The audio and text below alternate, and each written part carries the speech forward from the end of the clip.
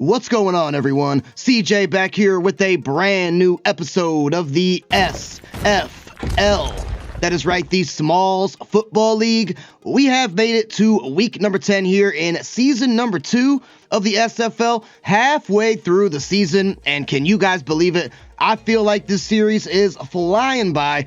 We've had a crazy season with a ton of subscriber players showing up and showing out. Shout out to Drew Thompson leading the league in passing yards. Shout out Caleb Hayes leading the league in passing touchdowns. And shout out JJ Huntington leading the league in rushing touchdowns. Just to name a few, we'll go through the full stats probably next episode, I would think. And of course, the top 5 league leaders are all in the Discord. But here in week 10, we are taking on quarterback subscriber Caleb Fusco and the 2-7 Juneau Snow Owls over in the NFC West.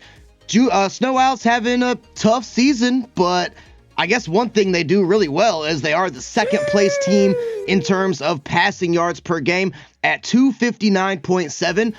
They're not the first, though, because that would be us, the Terminators, number 1 team in pass yards at 290.5. But we're going to have a battle of the top 2 passing quarterbacks here in the league.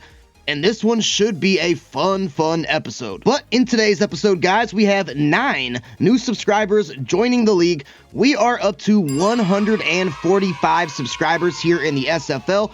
And I'll just say, if you're not hip to what we're doing here in this series, subscribe to the channel, man. You are missing out.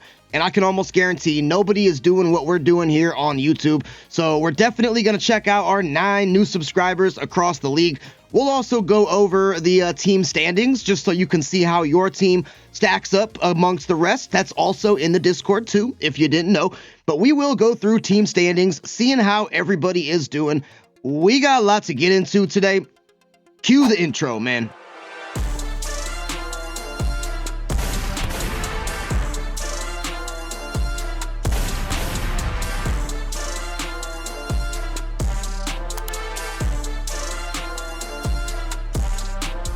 And as always, guys, if you would like to join the SFL and get in on the action as a creative player, check the pinned comment down below. It's got all the information I would need to add you into the next episode. Also, feel free to check out the official SFL Discord. Link is down in the description.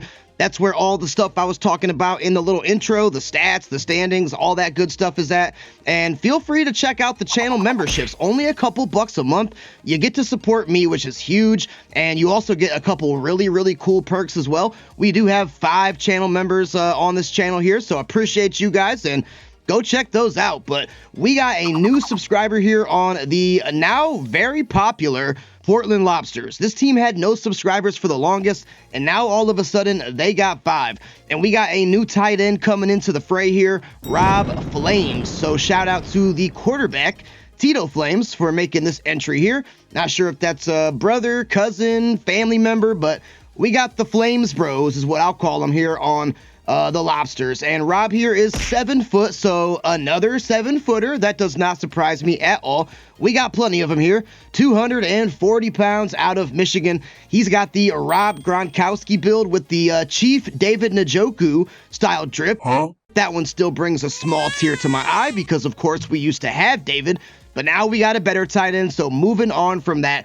Rob here is a very good pass catcher, just like Gronk. He's got 93 catching and also a pretty good route runner. Really, for a tight end, I would say a very good route runner. He's got 85 short route and 86 medium route. Oh, yeah, he is going to be just like Rob Gronkowski. And will Tito Flames and Rob Flames be the next Tom Brady, Rob Gronkowski connection? I don't know, but they got the stats to do it, and I'm sure they're going to be getting some dubs here for the Portland Lobsters. We got a new defensive tackle here on the Salem Steelhawks. They got tons of subscribers, and they're going to be adding another really good one today, Hayden Zeig. And shout out the quarterback here of the Steelhawks, Cameron Moore. He was the one that made this entry. Yes. And the Steelhawks having a very good season with only 2 losses. So Hayden Zeig here is 6'6", 300 pounds out of Ole Miss. And he's got the Dexter Lawrence style build. And he is dripped up and draped out just like he's Bun B. Look at that swag he's got, man. And if you guys didn't know, I'm sure most of you do, I made all 32 of these custom teams. You could check them out on the download center and also look at the first video in this playlist if you would like to see all the teams and see what I did. But Hayden Zeig here is a run-stopping type of defensive tackle. He's very strong with the 93 strength and not the most agile guy, not a whole lot of finesse, but just like Dexter Lawrence, he is a powerful son of a gun. 89 power moves and 86 block shedding. Good luck running the ball on this fella, and guess what? When he wraps you up, he's got 88 tackle, so he is going to be an anchor on that defensive line, just like Sexy Dexy, and welcome to the league, Mr. Hayden Zeig. The Grand Rapids Lightning over in the NFC North add a new defensive piece to this team. That would be cornerback Mark Frazier, and a shout out to the very good quarterback here on the Grand Rapids Lightning, Lucas Spicer, for making this entry here. So getting a look at Mark Frazier, he is a cornerback with a DK Metcalf style build. I mean, come on now. It's about to be curtains for opposing wide receivers. He is 6'8", 199 out of Penn State. And I know you see that that half blue, half yellow on the wristbands, one of each. I think that's very, very slick. And I've also been very fond of these Grand Rapids Lightning uniforms, I gotta say. And guess what? Mark's got lightning quick speed, no pun intended. He's a very fast guy and really no weaknesses in coverage. He's good in man. He's good as zone. He's got good IQ, 84. He can jump up and catch those interceptions with 90 jumping and 75 catching.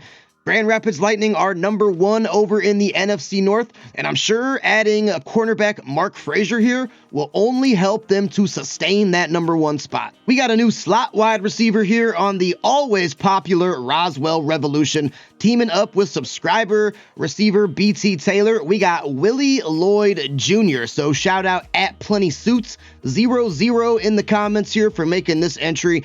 And I must say, the Roswell Revolution, I probably say this every time we add a sub to the Revolution, but I mean, come on now. I am mighty fine of those uniforms that I created. The Roswell Revolution, of course, in Roswell, New Mexico. But Willie here is 6'2", 197, also out of Penn State. He's got a Hollywood Brown type of build, and he is also blazing quick with 94 speed and really good short route runner, medium route runner, which is always what you want a slot receiver to be able to do. He can catch very well. He can catch open or in traffic. He can jump up and grab the football, and he can make some mosses too with that 90 spectacular catch. Roswell Revolution having a good season. They got a ton of subscribers, and they just added a new good one here with new wide receiver Willie Lloyd Jr. New edge rusher here on the Sacramento Sharks, who really just got a whole family of subscribers. They've lost a couple now, so they are looking to get back in the W column.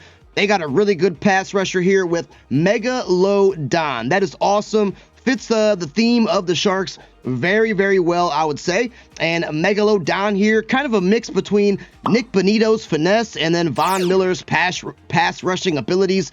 He is 7 foot tall, 275 pounds out of Benedictine College. He is a speed rusher, and you can tell that he's going to be having those speed moves on full display with the 90 finesse moves. He is going to be spinning, and he's going to be, juking, offensive linemen, probably drawing a lot of double teams as well. But if he can't beat you with pure finesse, he's also very powerful too. Megalodon here has 84 power moves. If you get hit, he's going to smell blood in the water just like a shark because he's got 85 hit power, so he will be able to deliver the vicious blows. Sacramento Sharks, they desperately need a win here in this episode, and adding the new offensive or the new edge rusher, the new linebacker here, Megalodon, I think that really, really ups their chances. Back on the Portland Lobsters, so I told you, they were getting really, really popular. They got a new good middle linebacker here, Drake Bowen, so shout out at Ori down there in the Discord for making this submission here. And Drake is 6'2", 245 pounds out of Notre Dame. He is a field general with the Fred Warner type of build, and with that 95 play recognition, he's going to be just as smart as Fred Warner, patrolling the middle of the field. He's going to be the one with the green dot on his forehead, signal caller over there on the defense. He is very, very good. 95 play rec. He's got pretty good, actually, I would say for a linebacker, That's really good zone coverage at 83. He's pretty strong. He's pretty fast. No real weaknesses. I mean, he's a do-it-all, every down type of linebacker. And the Lobsters, couple new submissions here. Will that be enough to propel them to a victory? Drake Bowen certainly thinks so. Yeah! And welcome to the league, Drake Bowen, and welcome to the Portland Lobsters. And here's a cool one, tight end in real life, an actual tight end in the NFL. We have joining the Milwaukee Motors here, Steven Carlson, and shout out at Crab King 6589, who knows him in real life. Hey, Crab, if you want to tell Steven to subscribe, that would be super awesome, man. And let him know that he's got himself a very good player here in the SFL. So Steven is 6'4", 240 out of Princeton, just like he is in real life. And he is a possession style tight end here.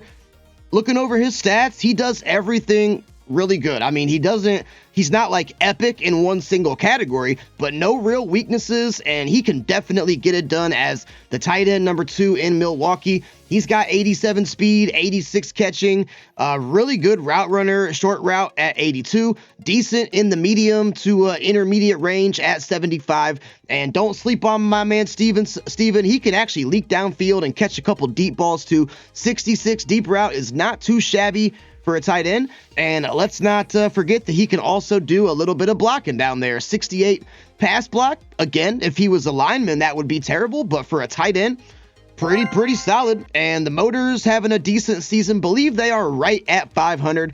Adding Steven Carlson to the fray should increase their chances of going above that 500 mark. And I knew the day would come eventually, but Patrick Mahomes was the QB on the Crocs. No longer. He is gone now, and we are bringing in a new subscriber quarterback, Pinky Darts. So shout out at Scooter Flyby down there in the comments for making this entry.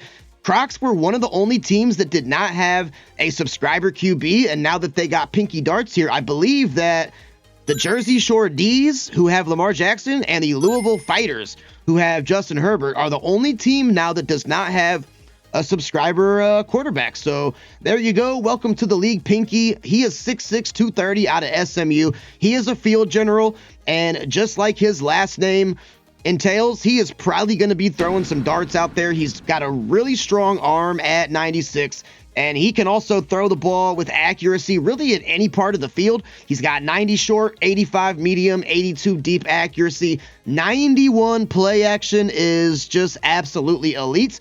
And he's pretty mobile too. I mean, he's not like, a scrambling type of quarterback, but he's not like a statue in the pocket like Tom Brady. He can escape. He has that escapability if he needs it.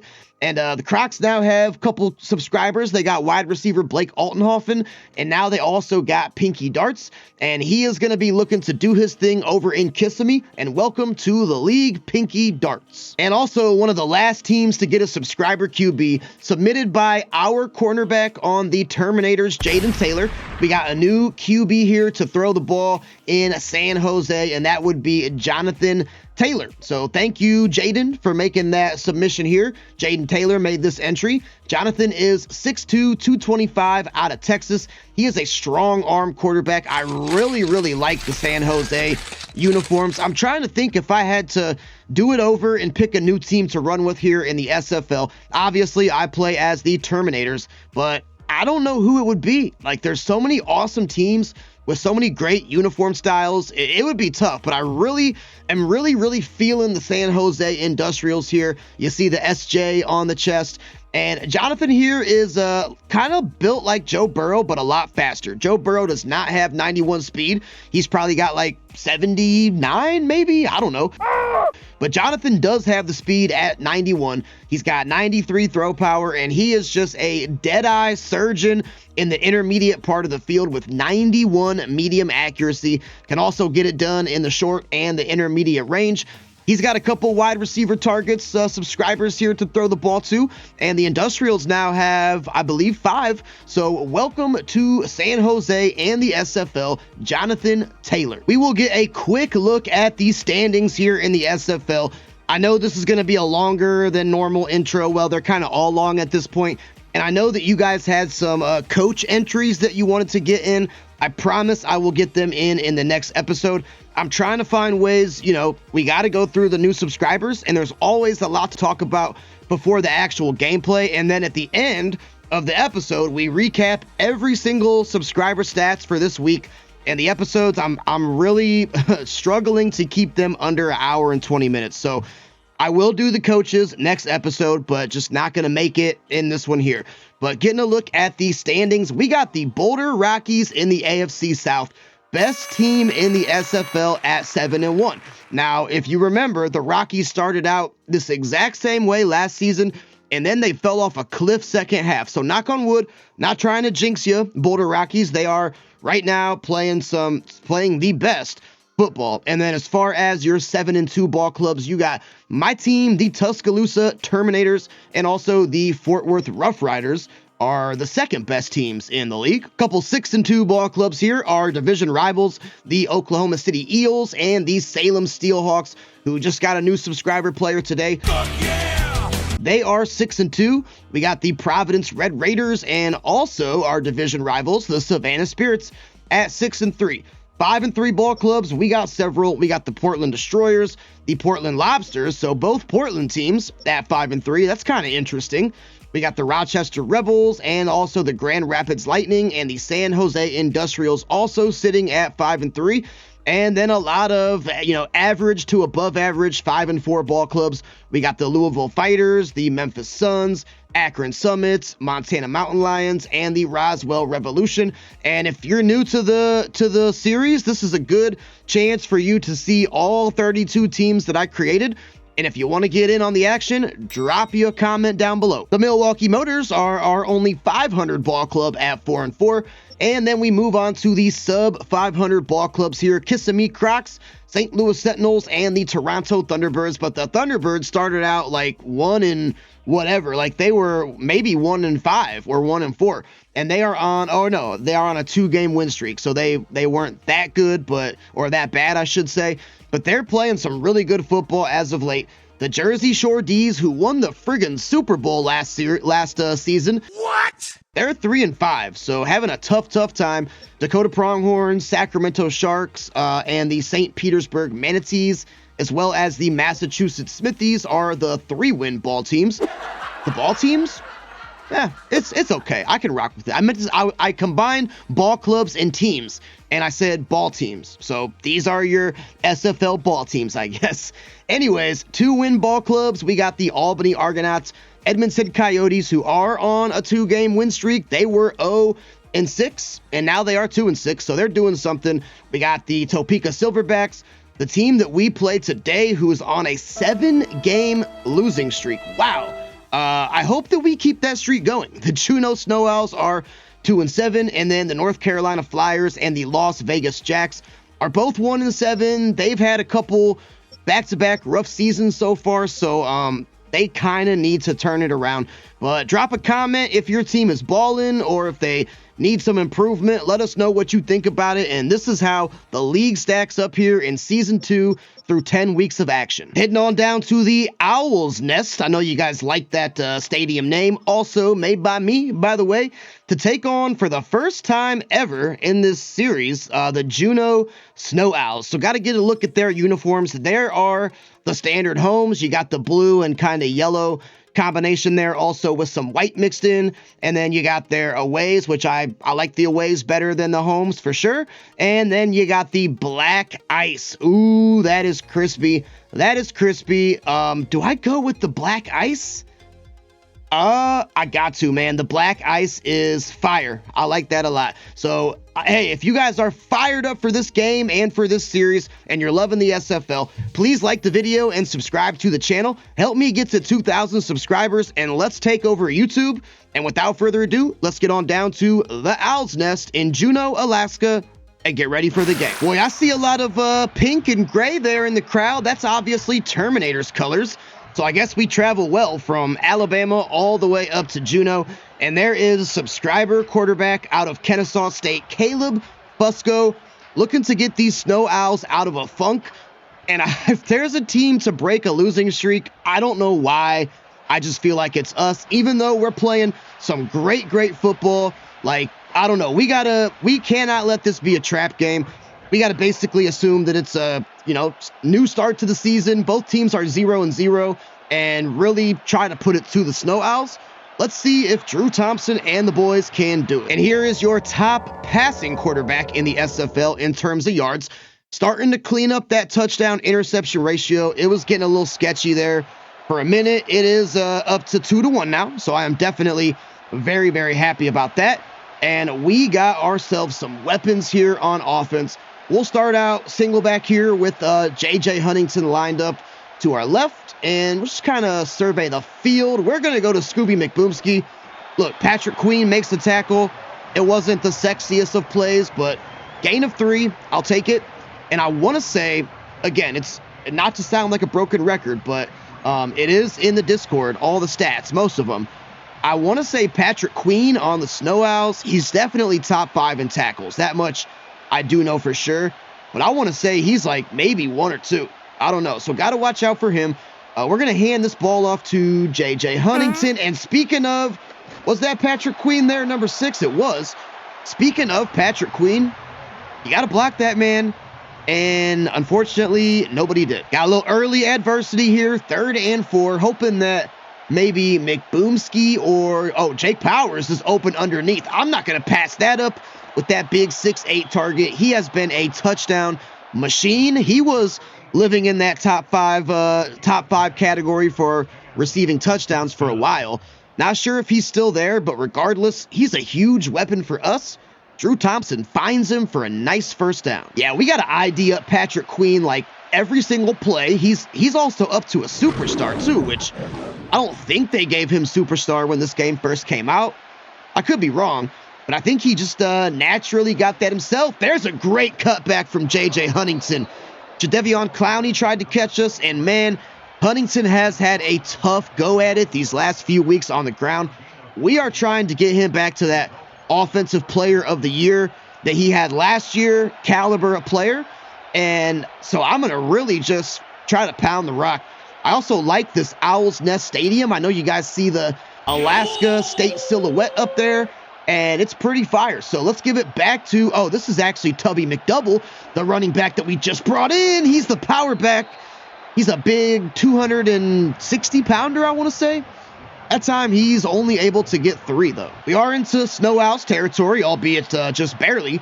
Ball is on the 47, and let's just hit JJ on a little screen. We got heavy pressure, so Drew has to get it off, and Huntington is very fast, and he is chased down there last second by Denzel Ward, the Warden, the Cleveland Brown in real life, who may want out alongside Myles Garrett. I don't know. There's a whole lot going on in Cleveland, and none of it's good. But anyways, he is here on the Snow Owls, and he makes the stop. We did pick up the first down, though, and we are moving down to the 33.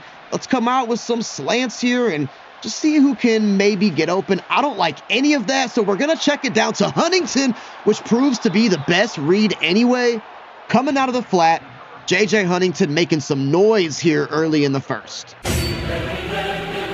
Hey, you know what? Let's give it back to Huntington. Got to watch Patrick Queen there. That superstar really scares me. But, Huntington with some juke moves. Put the defender on skates, and he is starting out 3 rushes for 26 yards. This is the J.J. Huntington that I like to see. I can tell that he's just flowing much better in this one. And, I mean, we got all the linebackers over there to the right side. So I'm really hoping that we have a nice little hole there on the left. Gonna need blockers to hold up, and I would have loved to just pound it all the way to the end zone, but you really can't complain about getting the ball to the 5-yard line.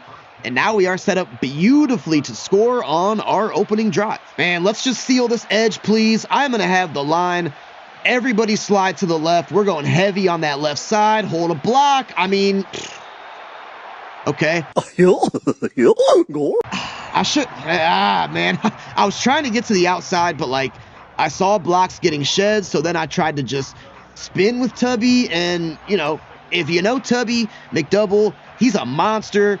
Spinning is not his game. He's a run you over, I'm going to truck you into next week type of running back. So that was on me, I suppose.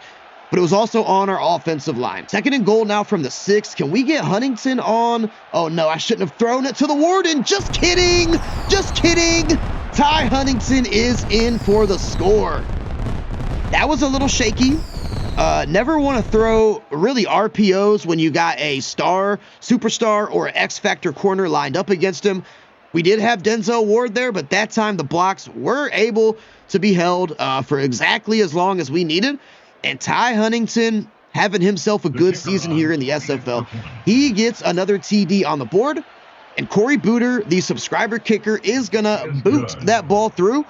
And we jump the Snow Owls by 7 here in the 1st. And here is the 2nd leading passer in the SFL in terms of yardage, Caleb Fusco out of Kennesaw State.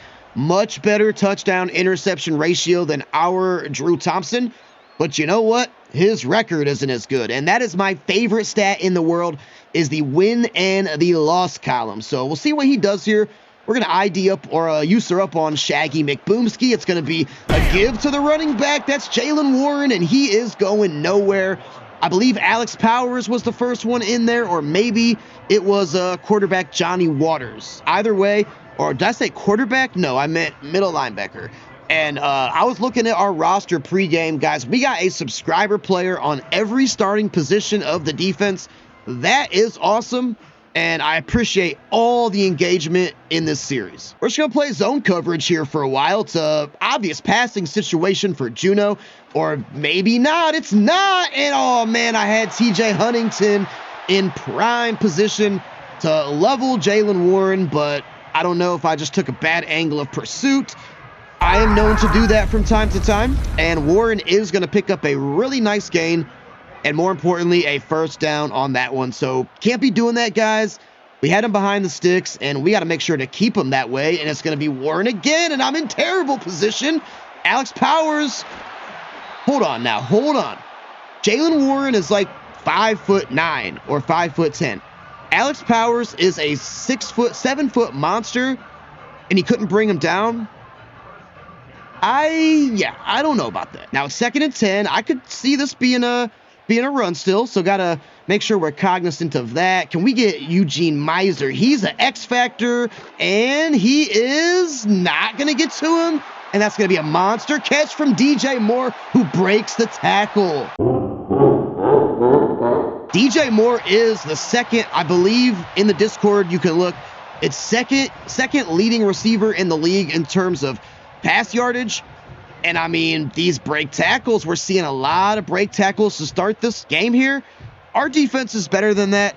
Got to shake the dust off and just play a little bit better, guys. And there you see the pass leaders, Drew Thompson and Caleb Fusco. Got to get a nice little screenshot of that. That could make the thumbnail.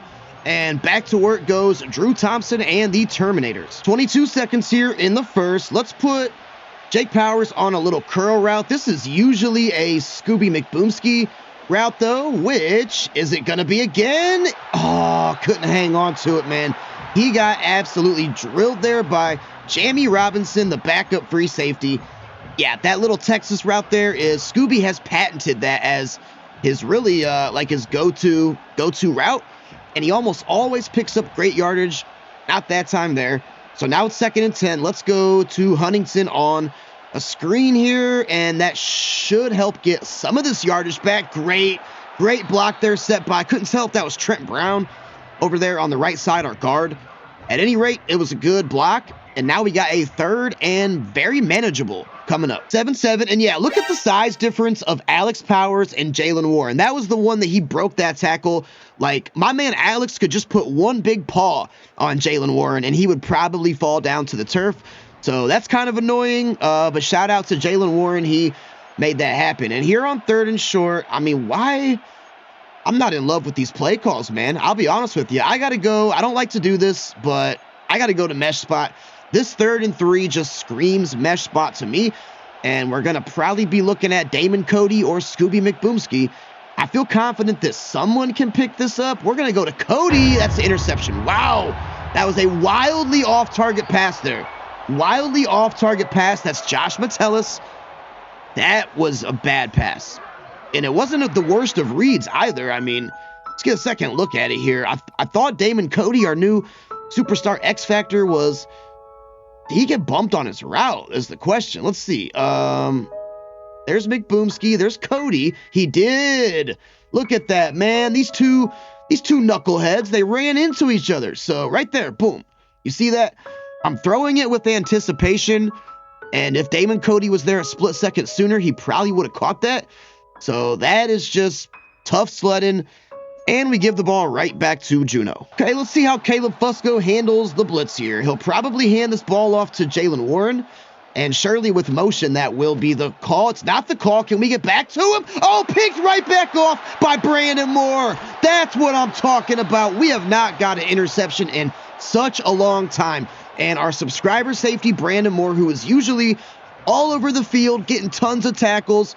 I mean, he just leapt up and plucked that thing from the air. So the top two passing quarterbacks in the SFL, now with back-to-back picks. Wow. Very interesting. Okay, so that's not how I anticipated this game starting, with 2 interceptions back-to-back from both quarterbacks, but that is where we're at. And we are going to see if J.J. Huntington can keep his good game going, and that's Jake Powers throwing a massive block there on the outside. And this is the best that we've seen J.J. run in several weeks. He is almost at the half-century mark. We might need to lean on him now that, Drew has an interception. That might shake his confidence a little bit. Which it won't, because these are AI players and they don't have confidence. No confidence rating in Madden. But that's what I'm telling myself. And really, if we could just rely on JJ for a good majority of the game, I would be happy. Oh, just needed to shed one block there. That was Dietrich Wise, able to stop us up for no gain. Let's go bunch trail again. This did not work to Scooby McBoomski earlier. And I'm going to call it the exact same way. Jake Powers on a curl.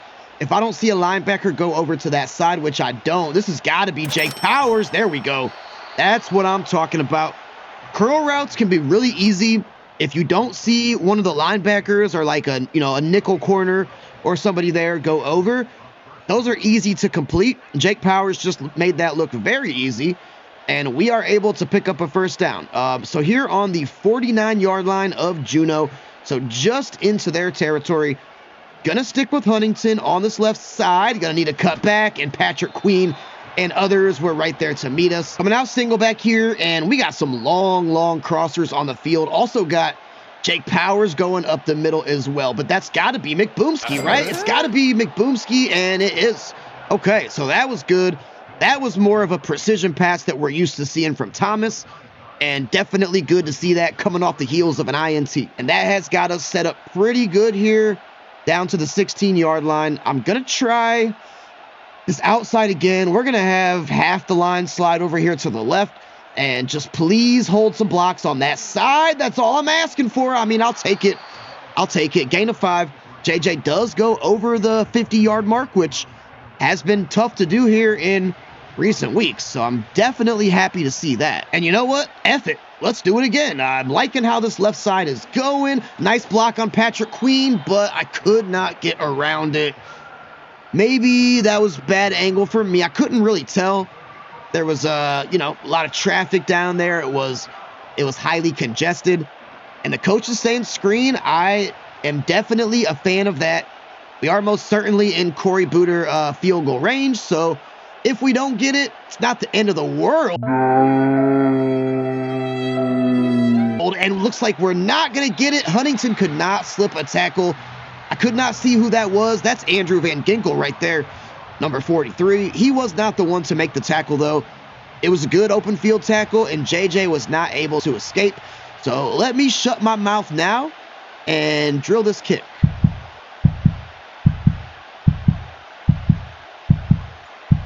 That one should be perfect from Booter. And it is right through the uprights, so definitely not the 6 that we were looking for, and the way that Juno, and it's hard to believe that Juno, well, I was going to say they got 1 drive. No, they got 2 because Fusco threw that interception, but both teams with some really long sustained drives here, and we are already 3 minutes to go here till halftime. All right, let's go ahead and play some good man coverage here, guys. We're going to use her up on Johnny Waters, and oh, come on, Jaden Taylor. Oh, you were just talking in the Discord, my man, or maybe in the comments on the Now, the channel here, you were just saying last episode that you needed that big-time interception. I'm paraphrasing, but you said something along that. And I know that you're watching right now because I know you got my back and I know you watch all the videos in full. Jaden Taylor dropped something in the comments. Hey, you ready for it? Perfect timing. User pick. Wow, 2 first-half interceptions. I am McDonald's loving it. And speaking of McDonald's, let's hand it off to the McDoublemeister, who's rattling ahead forward. He had a couple touchdowns last week. Didn't have a lot of yards, but I know he had at least one as a receiver and at least one as a runner. So, you know, Tubby, he's going to get in where he can fit in. He's going to get it how he lives it. And it was a nice play there. I'll tell you what, I am going to have, if they're playing man coverage here, I should have Jake Powers wide open on the curl again. I mean, the play rec is on 99. It's not, I know.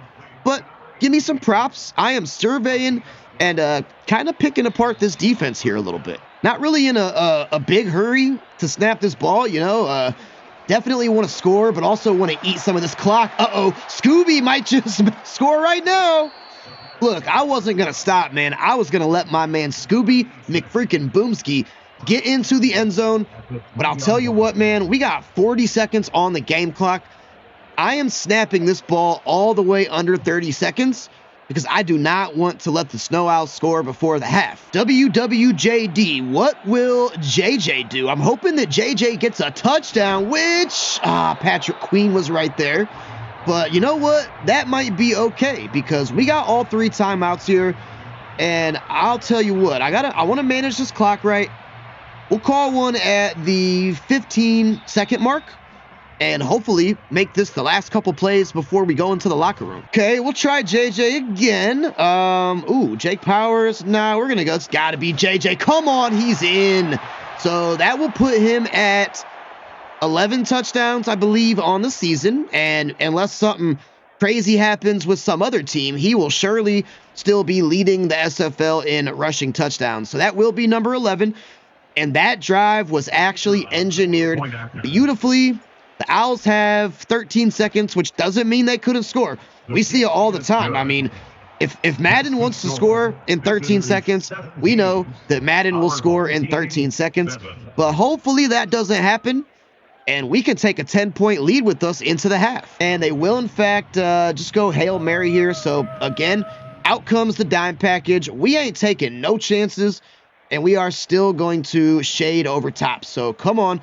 Got to make sure we get this done. Rose Miser with some pressure. Blake Eugene Miser trying to get it. And Rose Miser and TJ Huntington, I believe. No. Was it? I can't see. It was. Who is that? That is number 11. I get my numbers mixed up all the time. Shaggy McFreaking Boomski. Shaggy, the disrespect was real on that one, brother. Number 11 is Shaggy McBoomski, and I also think that TJ Huntington was in there as well. So sacks, interceptions, touchdowns, oh my, this one is going swimmingly for your Tuscaloosa Terminators. And while we're at halftime, guys, I just wanted to give a big shout out to one of our channel members, Blake Miser. Shout out at Blake the 12th man down there in the comments. Going nuts with it in our Discord, man, making flyers and posters for upcoming matchups. And I can tell that he put a lot of hard work into this.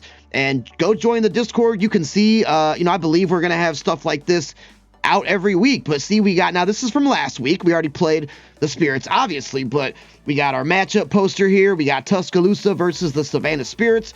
You got your key players, Caleb Hayes and Daniel Banks. And then, of course, our key players, Drew Thompson, QB. So really, really great to see. Just kind of adds immersion to the league. And here's one as well, the Montana Mountain Lions versus the Portland Destroyers. So you see the key players there and, really, really putting in a lot of work. So it's just great to see. Oh, that's my design mark for Canva. So my design milestone. All right. I didn't know that was in there, but okay. And then the Sharks and the Coyotes. So, yeah, go check out the Discord, man. We got a bunch of stuff like here like this in here. And shout out Blake Miser, Blake the 12th man. I appreciate all the hard work, really adding to the immersion of this SFL universe. Tough first half there for the SFL's second leading passer in the league, and pretty dominant, I would say, first half for Tuscaloosa. Now, we have definitely seen teams come back on us in the past. That is for sure a thing. So we cannot rest on our laurels and got to make sure we're playing good. And that one is just thrown at the feet there of Christian Watson. I don't know if Caleb felt the pressure or what, but he is not the most accurate chap in this game. I will definitely say that. And our defense is playing, I mean, this might be one of the better games that we've seen them play. Just being honest, it's really been a thing to watch. And there's Warren, who had a couple big runs earlier. Free safety John Kraft is there to get him. 3rd and 3, Snow Owls, for their sake, really need this one. Let's throw the pressure here at Caleb, see how he handles that. Definitely got to switch up the line here and adjust coverage. There's TJ Huntington. Oh, man, and the pass is completed to Rondell Moore. TJ Huntington just almost ended Caleb Fusco's SFL career on that hit. I mean, he was, look at that, boom, bearing down on him.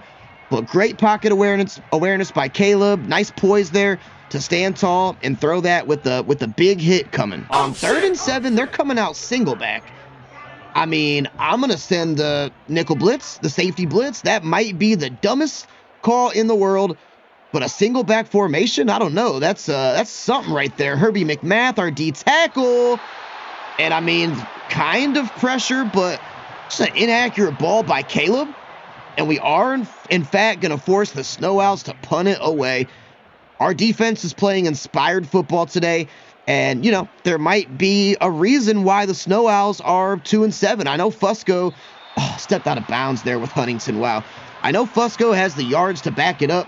But, I mean, you're not 2-7 for just any reason. There's got to be a reason behind it. If we can go down here and score, we will really open this thing up. I'm going to put Scooby on, this could be a quick step drop and sling, which I think it just might be. McBoomski hangs on. This dude is an absolute savage. Nice first down picked up by the Terminators. McDouble again. Can he finally get something going? There's a better run. And we know that once Tubby gets to the second level or gets past the box there, that he has the power to run people over. I got to remember to use, I never use the truck, like the right stick, you know, the flick of the right stick. I need to look at the flick of the stick. What? Because I need to get some trucks with Tubby. We know that he has the power and capability to do that. And I didn't even juke to the left with Huntington. And for some reason, he went there. That should have been an easy first down. Instead, it is 3rd and 1. Now, we should be able to fit this in the left side here. Oh, and we are. And Huntington having a great day at the office. Just needed to get past Kenny Allen, the free safety. He wasn't able to, but he's got 73 yards on 13 rushes. And we haven't seen really a dominant rushing attack by J.J. Huntington like this in quite some time. And it's coming at the most opportune time here because, again, I know it's the 3rd quarter. I play 9-minute quarters with the accelerated clock. So this is definitely chew clock mode here for sure. Speaking of Huntington, he's getting it done as a pass catcher as well. And getting this actually just a little bit past midfield. And I mean, like, why go away from him? It's 2nd and 3. We're going to go back to Huntington on the ground. And I tried to cut, but I didn't hit it in time. Tried to, not a juke, I tried to cut like with the R2. And just wasn't able to get it done in time, unfortunately. And now we find ourselves in a 3rd and 3. Jake Powers is getting pressed. I'm probably not looking at that, though, necessarily. I mean, if it's there, it's there, but we should have something get open here on the right. It's McBoomski, and did I throw it in the right direction? I did, and I usured up on Scooby, made the adjustment, and this dude's got 100 yards, and Drew Thompson is locked in. Now, I rarely do that, but I actually, what's that called? Playmaker or whatever, when you user up on the receiver. I did that, and I had Scooby make the adjustment, and I mean, this is the best we've looked. I'm just going to say it. Maybe all season. It's almost the 4th quarter. We got a 10-point lead and looking to push that puppy up even higher. I kind of want to take a play-action shot, but at the same time, I need to just be a little conservative right now. Last thing I want to do is gift the ball back to Juno. We already got an interception in this one as it is. So we'll stay on the ground. We got Tubby in this time. Someone needs to block Patrick Queen, and Kyle Juszczyk tried, but kind of failed, I would say. 17-7. What a defensive showing by your Tuscaloosa Terminators. And those of you who watch this know that we don't always play good defense. I will say that we are playing much better defense.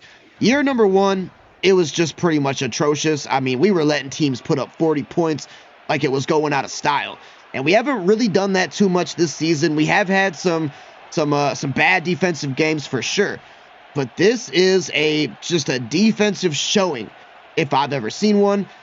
I want to go to Huntington on the RPO, but we do got superstar. Who's that player over there? Why am I already forgetting who that is? Denzel Ward. That's right. We do got Denzel Ward over there, and that one was pretty much doomed from the start. This might just be a J.J. Huntington out of the backfield type of route, or possibly Ty Huntington too. We're going to put Cody. I don't want to curl. No, we want to put Cody on a drag. So maybe he gets open coming across the field. If not, I'm probably just... Oh, it is Cody. Come on, Cody! Didn't have the juke ability. Could not break one tackle. And I mean, what does the coach say to do? Coach says, go for it. Wow. Okay. I mean, who am I to argue with Coach, a.k.a. myself? Now, I do argue with myself at times. It's a problem. I'm trying to get it worked out. But can I get Damon Cody, his first SFL touchdown? Oh, dove for it. Come on, Damon. You're an X Factor, brother. I need you to make those catches. I don't regret that, though. I mean, a field goal, 2 touchdowns would still put them in the lead anyways. You know, now a touchdown and a field goal would tie it, so whatever. They got to drive 97 yards. But I'll tell you what, I do not like it when teams have the ball right here, because you would think that it would be an easy stop. It is not. I've seen teams pick up 97 whatever yards on me. Like, yeah, I'd much rather, this is going to be a weird statement, I'd much rather have them have the ball ahead of the 10-yard line rather than behind it. All right, who's going to make a play here? We got Johnny Waters blitzing. That might be something that's able to get home, and no, it's not. It's going to be DJ Moore, who has a couple really big catches in this contest. Do not let Caleb Fusco and these guys have a long, sustained drive where they get all their confidence back. Again, not a thing in Madden. There's no confidence rating, but you know what I'm saying. We don't want to let them get their confidence back, and next thing you know, they're tying the game or taking the lead. I could, as well as we've played today, and we have played well, I could see that happening. So got to buckle down. Rondell Moore gets the catch and just got to hang on for about 6.5 more minutes. I'm confident that we can do it. I am confident we can do it. I'm going to have TJ Huntington spy just to... Ooh, look at that's Shaggy McBoomski, who had a big play earlier. He's in there to, I mean, what am I looking at? 662. That screen, whatever, animation or whatever display down there was all sorts of messed up. But Shaggy McBoomski, nice play. So both the McBoomski brothers are doing their thing in this one, I would say. And that is going to make it 2nd and 10. Going to use her up with Johnny Waters. Oh, Jaden Taylor. I could feel the interception. I could see the interception. Only problem is it wasn't an interception. Fuck! You ever get that feeling in Madden where something bad's about to happen? I kind of got that feeling right there. And DJ Moore only intensifies that feeling with a nice catch. We got to switch things up here, man. I'm going blitz with the press because right now, Caleb is just doing whatever the heck he wants to. There's Jalen Warren, stopped by Alex Powers. It is always easy to tell where Alex Powers is at on the field because my man is a 7-foot corner who got his tackle broken by Jalen Warren. Just saying. But he's a good player, a great player, I would say. And I need some of these great defensive linemen to get in here and start making some plays. There's somebody.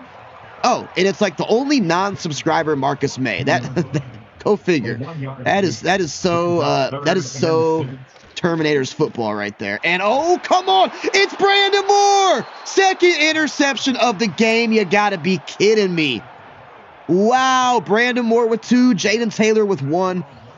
Speaking of the 1, we are on the 1-yard line though, which kind of sucks. But Brandon Moore just, Will Disley was the target. Brandon Moore was the receiver. He ran that route for Will Disley. And shout out to all my subscriber defenders.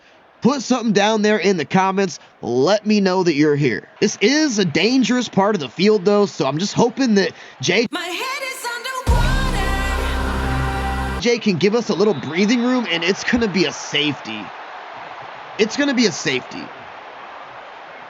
Okay, so that was actually, if you think about it, maybe worst case scenario. Because now it's a 1-score game.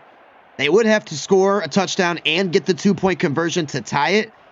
But I just knew that, God, man, getting the ball on the 1-yard line like that, I knew something was bound to go wrong. It did go wrong. I'm still happy that Moore got the interception. But yeah, now we right back on defense, and now I'm feeling even less confident that the Snow Owls won't make a big play. So we've gotten some picks this game, gotten some sacks. Need a couple of them puppies right now. We're guessing pass for the duration here. Like, there's not going to be a time where we don't guess pass. It's just, it's happening. And I would love Blake Eugene Miser to get back there and make a couple plays. That's Hunter Henry, first time we've called his name. And the Snow Owls, yeah, they don't need to go tempo, right? They got plenty of time. And if anything, if they do score, they would probably want us to, you know, not get the ball back, because that would be time for us to possess the ball and do something. And I just mistimed that with Brandon Moore. Can't say nothing bad about Brandon Moore. He's been a beast in this game. That was just me sucking at tackling. What's freaking new? Going cover 3 here, guessing pass, shading inside. Gonna have Shaggy McBoomski be the extra coverage guy out here, just in case he tries to target Warren. Caleb's gonna take off and run with it. Don't fumble it, Caleb. Brandon Moore making the tackle. That is gonna take it to the 2-minute warning.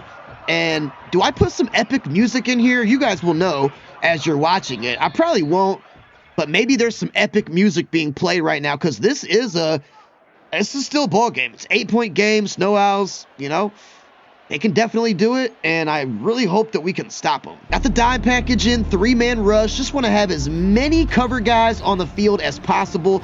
Emerson Rose Miser getting double teamed, and it's Jalen Warren. This is what I'm talking about.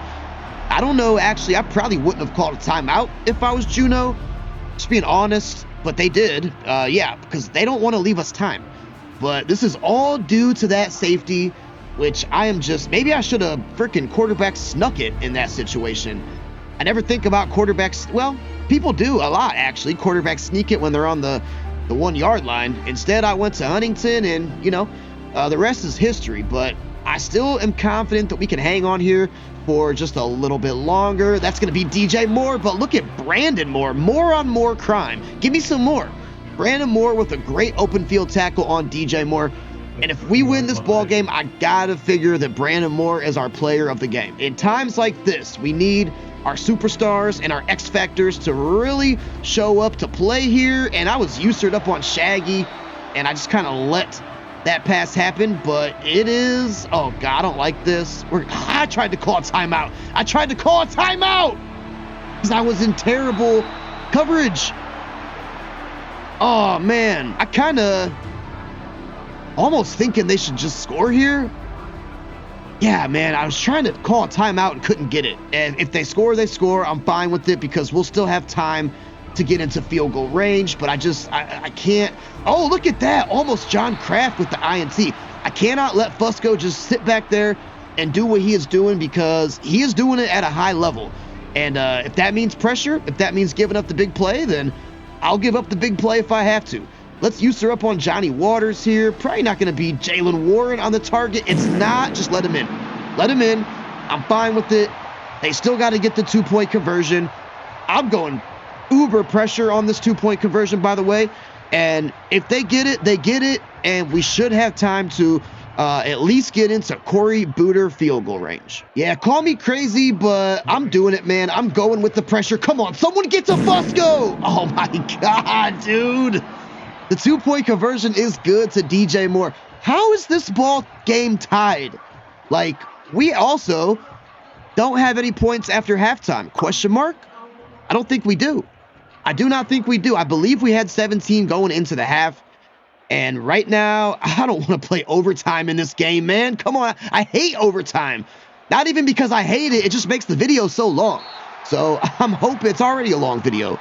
I'm hoping we can get into booter field goal range. Please, let's freaking get it done. But I do got to make sure if it's not there, I can't force anything. Because if we do have to play for overtime, then so be it. So I don't want to go out here and, you know, make a dumb play just because I'm trying to. And that was almost a dumb play just because I was trying to. Denzel Ward almost made a heck of an interception. I do see Powers getting pressed. So let me see that safety blitz down, which, okay, we're not gonna. And I just got sacked. Thank God Drew Thompson didn't fumble that. That would have been tragic. And I mean, I guess we're just gonna go to overtime. I'll probably try. Oh, dude, I don't like this at all, man. I can't even believe this. I cannot believe that we're in this situation. I'm going to at least try tight end attack, which is not going to matter. Let me get this ball off. Come on. Come on, Drew. Snap it. Snap it. Snap it. We're not going to snap it. Okay. So we're going to overtime. Yeah, no points in the second half. It's crazy. It's absolutely crazy. We're going to overtime against the 2-7 Snow Owls, and it's all because of that safety. It really is. All right, heads. We're going heads, and the Snow Owls won the toss. Gosh dang it. I was about to say tails never fails, except the problem is it does fail when I call it, usually. So the Snow Owls with a chance to go down here and win this game. I'm speechless. I am speechless right now. And Brandon Moore, Jaden Taylor, Amari Taylor, Alex Powers need another one of those interceptions that we were getting with regularity prior to the fourth quarter. Let's see what Fusco does here. They got a chance to go down here and end this, so we'll use her up on TJ Huntington, and that's going to be a catch and a completion there to Hunter Henry, but it's only for a gain of 5. And how tall is Fusco? I forget. He looked kind of small out there. I mean, he was standing next to a big old offensive lineman, but still, he was looking a little small. We're going to use her in... No, I'm not going to audible to pressure, actually. That seems like a terrible idea. It's going to be Fusco on the rollout, and it's going to be Jalen Warren, but he stepped out of bounds. So 3rd and 2, this is our chance to get the ball back and just end this freaking game right here. Can we do it? That's the question. I believe we can. I do believe we can. And I mean, I'm half tempted to just call run up the middle, but I'm not gonna. Oh, come by his grace, by his grace. Come on, Eugene Miser! Blake Eugene Miser with the sack. Our superstar, X Factor, number 2. That was the best play of the game right there, and possibly just won us the game. And thank God I didn't go guess run up the middle, because I probably would have got torched. But Blake Eugene Miser with a big-time sack, and now we got a chance to play our style of game, get down here, and get the heck out of Juneau, Alaska. And who wants to help me get out of Juneau, Alaska? Maybe Scooby McBoomski, maybe Jake Powers, a little Jake Powers action. I will certainly take that. Jake trying to truck somebody. He's not gonna, but he did get it all the way down to the 47-yard line of the Snow Owls. That is what the frick I am talking about. And now we can certainly just play our style of game here. We're going to give it back to J.J. Huntington, who I thought was going to get over 100 yards in this game, but now I'm not so sure. I would love him to just rip off 50 right now, stick a fork in this one and end it. That's actually Tubby, though. It's not even... Oh, Tubby, he doesn't have the speed. That's what I'm saying. If that's JJ, he probably gets to the outside, but it's Tubby, and he was not able to get to the outside. Jake Powers with the heavy press over there, but it's not going to be my first read. No, it's not. It's going to be Scooby, who, I mean, honestly, like I said, Brandon Moore is the player of the game. It might be Scooby. I mean, it's a toss-up. Both of those young chaps have played really well, but Scooby, he's just catching everything thrown his way, so he might be the player of the game too. We're almost into Corey Booter, aka CJ Smallz field goal range. You never know what that is, and Huntington with a nice enough run makes the field goal attempt a little easier should we go that route, and that will be 2nd and 6. Screen pass should work here to JJ. I sure hope so, because definitely can't take a sack in this situation. Oh yeah, baby, it's not a first down though. It's okay. Now we are in field goal range. Definitely going to try for the touchdown because, you know, I'm a little shaky on the sticks when it comes to a field goal. But regardless, I feel much, much better about where we're at in this game, trying to secure this extremely hard, for whatever reason, W. Yeah, you know what? I definitely got to get the touchdown because they will ice me. And when teams ice me, guess what? I miss field goals, okay? JJ only at 80 yards. I thought for sure he was going to break the century mark. But that's not what we are concerned with right now.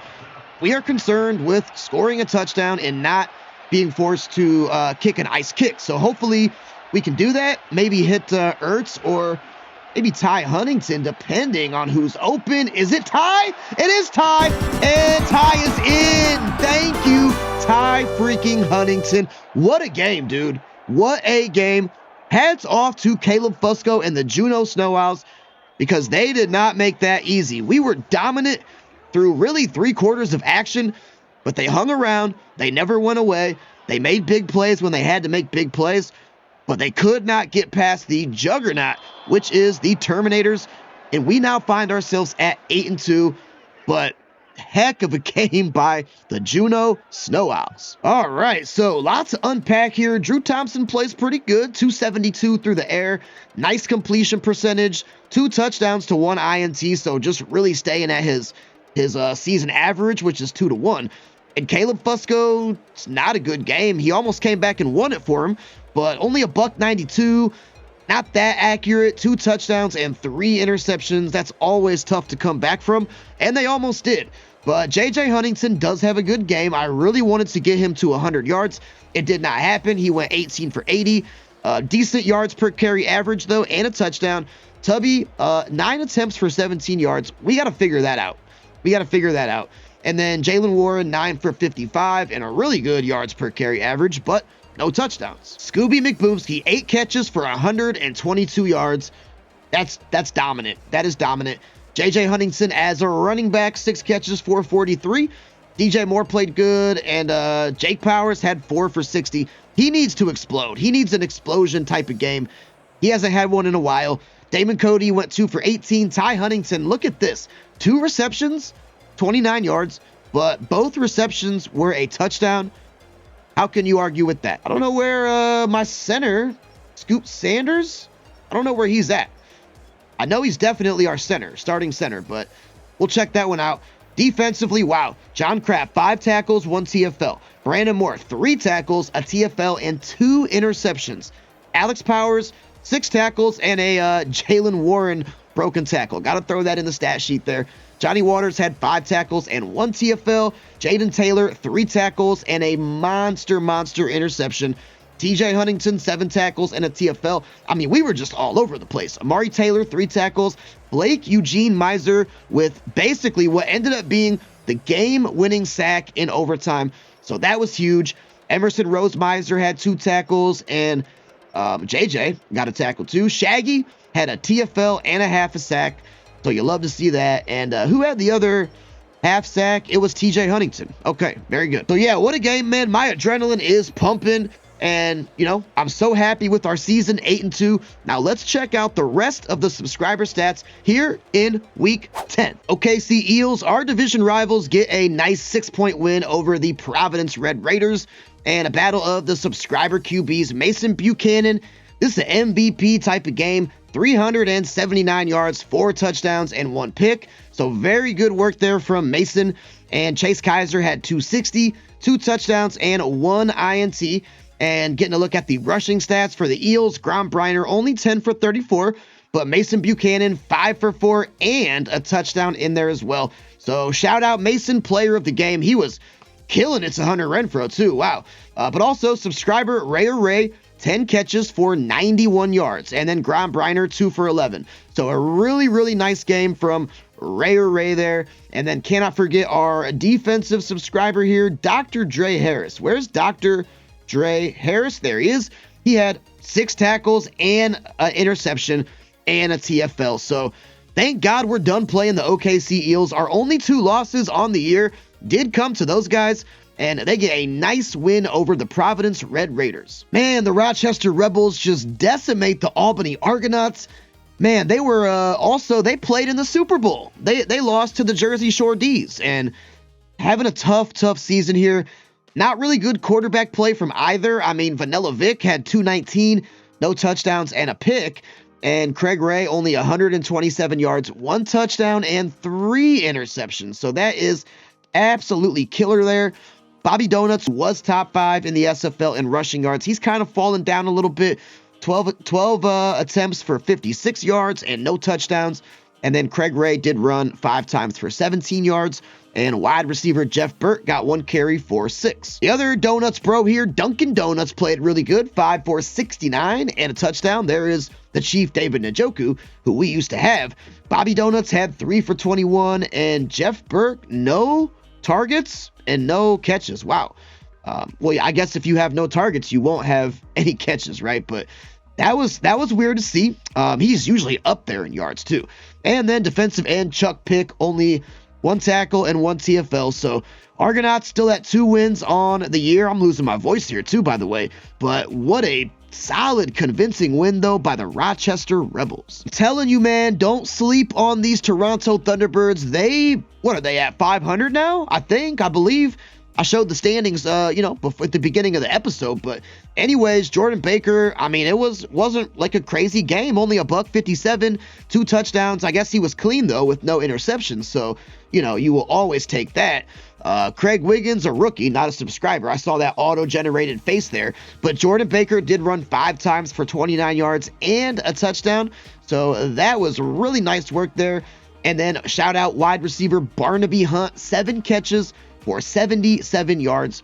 He's having himself a good season too. And the lone subscriber on the Fighters, remember guys, they have no quarterback. So one of only 2 teams that still need a quarterback is the Louisville Fighters, Muhammad Ali inspired team.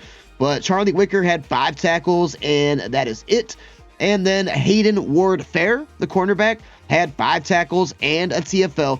So the Thunderbirds are heating up. They're making some noise. They get a nice win over the Louisville Fighters. Milwaukee Motors get a 1-point victory over the Dakota Pronghorns. And another battle of the subscriber QBs here. Cooper Fox does emerge victorious. He had 193, 1 touchdown, and no picks. And then Gianni Cortese, who is also playing at an MVP level this season. It's in the Discord. Go check it out. 241 yards, no touchdowns, and 1 interception. So that is tough. Always tough to see there. Crab Kingsley on the Motors played pretty well. 17 carries for 60 yards and 1 touchdown. Caleb King had 13 for 38. And then Gianni Cortese as a quarterback, 5 carries, 32 yards, and a monster touchdown. DeMar DeRozan had a pretty good game. 4 catches for 52 yards and a touchdown. Brian Thomas Jr., they just traded for him, and he seems to be fitting in pretty well here in Milwaukee. Sam Fox had 6 for 46, and we just added our tight end Steven Carlson. He had no stats, so that's, kind of tough to see there, but I'm sure he'll pick it up. And then cannot forget the left tackle Bobby Boulder did not allow a single sack in this one, so that is awesome. We have Ace Hondo, the subscriber safety. He had 5 tackles, and then also, I know we got one more here. There we go, Daedric Valentine, the D tackle. 1 tackle and 1 TFL. So really nice work all around. And the Motors do get over 500. They sneak out a 1-point victory over the Dakota Pronghorns. Grand Rapids Lightning, a convincing win over the Akron Summits. I would sure say so. And Lucas Spicer had a really nice game. 294, 2 touchdowns, and 1 interception. Compared to Dragon Zetron on the Summits, 213 and 1 touchdown. No picks though, so at least that's the silver lining, right? Dragon also had 6 carries for 34 yards, and then Lucas Spicer had 2 for 7. Now, the Lightning got a really good receiver here. I was going to say Floyd Butler, but not really a good game from him. 3 for 29. He's usually up over 100, but it is nice to see tight end Jarek Smith, who rarely ever gets touches, He had three receptions for 34 yards. So that is definitely good to see there. And we just added cornerback Mark Frazier. He had 4 tackles, so nothing crazy, but I'm sure just his presence right there on the field was enough to help the Grand Rapids get a 25. My math is on point today. 25-point victory over the Akron Summits. Kissimmee Crocs beat the North Carolina Flyers, who will remain at only 1 win on the season. Our brother, of course, Alex Thompson, a decent game, but like the Flyers are in a position where they got to have like MVP level games from Alex Thompson, and we're just not seeing it. So he had 217, 2 touchdowns and no picks. And then Pinky Darts, was he throwing darts? I mean, not really, but he got a win, and he had 169 yards and also 1 touchdown as well. So he did enough of what he had to do. Alex Thompson ran 8 times for 37. Pinky Darts ran 6 times for 30. And then cannot forget about subscriber receiver Blake Altenhofen.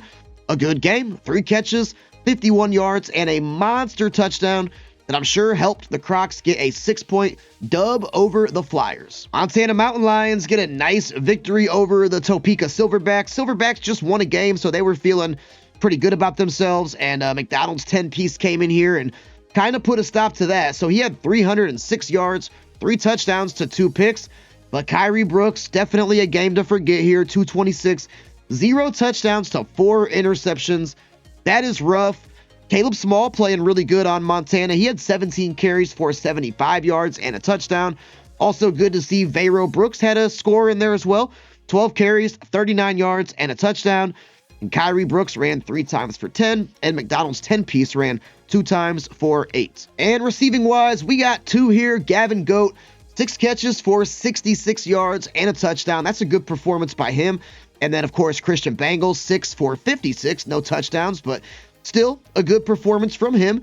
And defensively, top 5 leader in tackles here, Augustine Miser, had a good game, 6 tackles and 1 interception from his linebacker spot. That's always good to see. We got King Lay had 4 tackles and a pass deflection. Okay.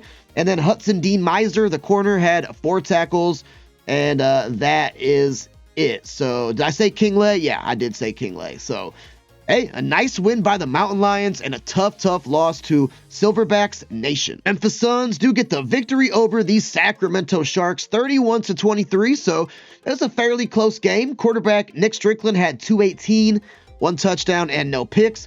And then Rico Johnson, 242. So the yardage was there, 2 touchdowns. So the scores were there, but those 2 interceptions, turnovers is what does it a lot of times. And shout out Nick Strickland as a quarterback, 10 carries, 45 yards, and a touchdown. That was good to see. We got Liz Marlowe, the halfback, had 11 carries, 45 yards, and a touchdown. So almost the same mirror stats as Nick Strickland. We got Rico Johnson had 6 for 30, and Harley Kays had 2 for 8. Getting a look at receiving, Lonnie Marlowe, the tight end, he had a good game, 7 receptions for 88 yards. But still not enough for the dub. Traquan O'Neal had a great game, though, 5 for 56 and 2 touchdowns. So nice to see that from Traquan. Miguel Guerrero on the Suns had 4 for 34. Liz Marlowe, 3 for 16. Gerald Cole, who also usually is up there in the yards, only 1 for 11. So not a dominant game from him like we are, used to seeing. Dean Miser had 7 tackles and 1 TFL. Okay, and a pass deflection. I see that as well. Roger Miser had 5 tackles as a cornerback, and that is it. Blake Miser, 4 tackles, no sacks, no TFLs. They definitely could have used a couple. Megalo Don, who just joined today, only 2 tackles. Okay. Bruce Shaw's pretty good game as a D tackle, 2 tackles and 1 sack in there as well. Billy Bob Joe had 2 tackles, and Easton Dwayne Marlowe, 1 tackle and a sack. So defenders having some pretty good games here, as far as the sacks and the TFLs, but it was not enough for the Sharks as they do lose to the red-hot Memphis Suns. Portland Destroyers playing some really good football. They just destroyed the St. Louis Sentinels. And another QB subscriber battle, as we see so often here in the stat recap. Dominic Young, 222, 3 touchdowns and 1 pick, compared to Ashton Sabers, 244, 3 touchdowns and 2 picks. So decent game, for both. Dyson Frederick on the Sentinels, 12 carries for 53 yards, no touchdowns. And then Dominic Young ran 4 times for 21. Ashton Saber, 8 for 20. And then Alexander Kleblek as a receiver, 4 rushes, 16 yards, and a touchdown. Dyson Frederick also caught 2 passes for 28 yards and a touchdown, so that was good to see. And then Alexander Kleblek only caught 2 passes for 24. So we got running backs scoring receiving touchdowns, and then we got receivers scoring rushing touchdowns. I guess it was just one of those types of games here, but hey, that's how it goes sometimes. And then, of course, on the St. Louis Sentinels here, we got Jalen Valentine. Hey, he had 2 tackles and a sack, so nice individual stats, but unfortunately for the Sentinels, they couldn't put it together, and the Portland Destroyers do come away victorious. Wow, Boulder Rockies, they lost, so we are tied for the best team in the SFL record-wise. I don't know who has the tiebreaker. We're not there yet. It's not playoff times yet, but still, that is something to keep in mind. Nick Snow, 239 and 2 touchdowns. Lucas Thomas been playing really good as of late. Kind of cooled down, 171, 2 touchdowns, no picks, so he played clean, but, just didn't do enough, unfortunately. AJ Hance, 15 carries for 40 yards. And Lucas Thomas, who always runs as a quarterback, 5 carries, 21 yards, and 1 TD. And also, Austin Lucas had 1 run for 8. Nick Snow, 3 for 7. Receiving, where is my receivers? AJ Hance, not a receiver, a halfback, but he had 3 catches for 25 yards, okay? And Austin Lucas, 1 for 10. So he also, this has been a weird week. Like, I feel like people that usually have really good games kind of cooled down a little bit in some cases. I don't know. But AJ Hall, he had 8 tackles and a pass deflection. So that's good to see from him.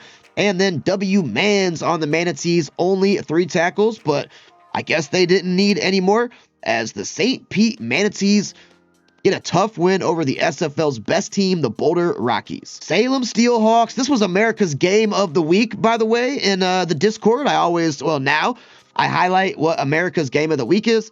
This one was it, and it does not look like it disappointed. Oh no, there were fireworks in this game here. So Cameron Moore, 338, 3 touchdowns, no picks, fire. Caleb Hayes, 323, 3 touchdowns, no picks, fire. So the quarterbacks were battling all game long. Daniel Banks, 16 for 64, and then Ian Taliercio, 12 for 63, but also a touchdown as well. Yeah, I got no voice at this point in the video, guys, so bear with me. Caleb Hayes, he had 4 rushes for 26, and then Cameron Moore, 5 for 19. So some really good stats there from both teams. We also got Dallas Bolton, the tight end, 6 catches, 71 yards, and a touchdown. George Smith, he had 3 for 66 and a touchdown. JJ Redd, 4 for 44. Joe Uno, 4 for 31 and 2 touchdowns. Wow. I see you out here, Joe.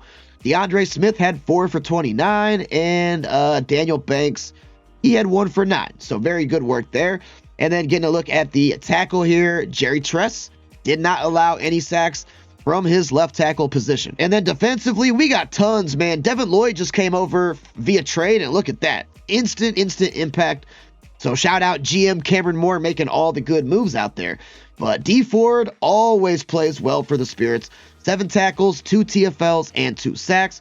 Cam O'Shea had 7 tackles, 1 TFL, and a pass deflection. Adrian Mew III, he had 6 tackles and a pass deflection as well. Trustin Smith Jr., who always gets interceptions, none in this game, and only 6 tackles. Also, J.C. Horn just came over too, and didn't do too much, but still, just having him out there is probably helpful. It's Oreo had 1 TFL, 1 sack, and 5 tackles. Also got Jessica Miser on the Spirit. She had 4 tackles and also 2 sacks as well. Daniel THG, he had 4 tackles and a pass deflection. Jaden Hayes, 3 tackles. There's lots of subscribers on both of these teams. Like, they're literally everywhere. Jackson Prime had 3 tackles, no game-wrecking plays. Hayden Zeig, who we just added today, 3 tackles and a TFL. And then also Not Oreo, only 1 tackle. So that was a battle. I would have liked to have watched that game, I will say. But the Salem Steelhawks do come away victorious. And they're up there for one of the best records as well in the SFL. And also, I forgot, I'm supposed to change Mike LaMadrid to I believe, a defensive tackle. So, everybody on the Spirits, don't think I forgot about that. It's a lot to keep track of, as I'm sure you can imagine. And I will make sure that I get Mike's position changed before the next episode drops. Low scoring game, kind of similar to ours, but the San Jose Industrials get a 3-point win over the Edmonton Coyotes, who were on a win streak, and the Industrials put that to a stop. So Jonathan Taylor, first game in the SFL, he had 183, no touchdowns, but also no picks. And then Caden Haskins had 278. He had 1 touchdown and also 1 pick as well. Jackson Hyde, she ran really good, 19 for 90, no touchdowns though, could have definitely used a couple. Jonathan Taylor also ran 4 times for 21. And I know I'm going to miss somebody probably here. Caden Haskins Jr., he had 1 for 7 as well. Receiving, we got several. So BT Millie, a good game for the Coyotes. 5 receptions, 74 yards, and a touchdown. Was not enough to get the job done, though.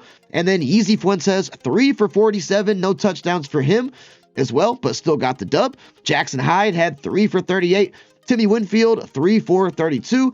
And then Hingle McCringleberry, 1 catch for 15 yards. Defensively, we got Josh Pickney on San Jose, 6 tackles and 1 TFL. So nice work there. Roquan Smith, who we just moved over to the Coyotes, didn't really do too much. Dominic Marinai, 5 tackles, and that is it for him. Trey Vaughn on the Coyotes, he had 5 tackles as well. Hakeem Milton had 4 tackles. Could have used some picks and stuff like that in this game. That might have been the difference maker, but just didn't happen like that. And then Cody Bricks, who always plays pretty well, he had 1 TFL and 1 sack as well. And that also rhymes too. So there you go. So tough loss to the Coyotes and the San Jose Industrials. Watch out, because they're kind of making some noise out here. And finally, capping off week 10, the Portland Lobsters, who we just added 2 subscribers to, get a victory over the Jersey Shore D's. I cannot figure them out at all. Even though Lamar Jackson played great, they're just not getting the wins like they did last year. So Tito Flames, he had 210 and 1 touchdown, so pretty clean game. Rudy Chaves had 16 carries for 45 yards and a touchdown. So again, pretty, workman-like type of game. And Tito Flames, he had 1 carry for 3. Jesse Score More did in fact score, but I guess he needed to score more in order for the D's to get a victory. 8 catches, 121, and a touchdown. Still a very good game. Tommy Pickle had 4 for 63. Also a good game for him. Cam Williams, 4 for 60. So back-to-back good games for Cam. You love to see that. Rob Blames, the new tight end, had 4 for 44. So making a pretty big impact in his SFL debut. And then Rudy Chaves had 1 for 5. And defensively, we got a few here. So Drake Bowen, the middle linebacker, he had 6 tackles and 4 pass deflections. Am I reading that right? Yeah, 4 pass deflections. That is awesome to see. So a shout out to you, my man. And then also, I know we're forgetting, Aiden Grau, the corner. He had 3 tackles, and that is it. I believe that is it for the D's and the Lobsters. It is. So shout out to the Portland Lobsters. They're making some noise, and they're starting to kind of pull away here in the SFL. All right, so what a game, what an episode. I'm sure this is going to be super, super long. I appreciate those. I appreciate everybody, but shout out if you stick around and watch the whole video. I sure appreciate it. Definitely got to get my watch hours up. I'm almost at the point to start making money. I got the subscribers, but I just need like a few hundred more watch hours, and I'll get there. So next week, Lobsters. Week after that, Manatees. So subscribers in every game. So make sure you tune in. Those should be 2 very good games there. So that is going to do it for me tonight, guys. As always, I appreciate you stopping by. I will catch you on the next one. Until then, peace.